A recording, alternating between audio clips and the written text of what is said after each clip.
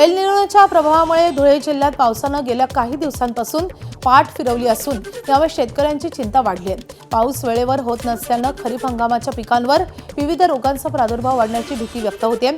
पिकांच्या सुरक्षिततेसाठी शेतकऱ्यांनी पिकांवर फवारणी करण्याचं आणि पिकांची काळजी घेण्याचं आवाहन कृषी तज्ज्ञांनी केलं आहे।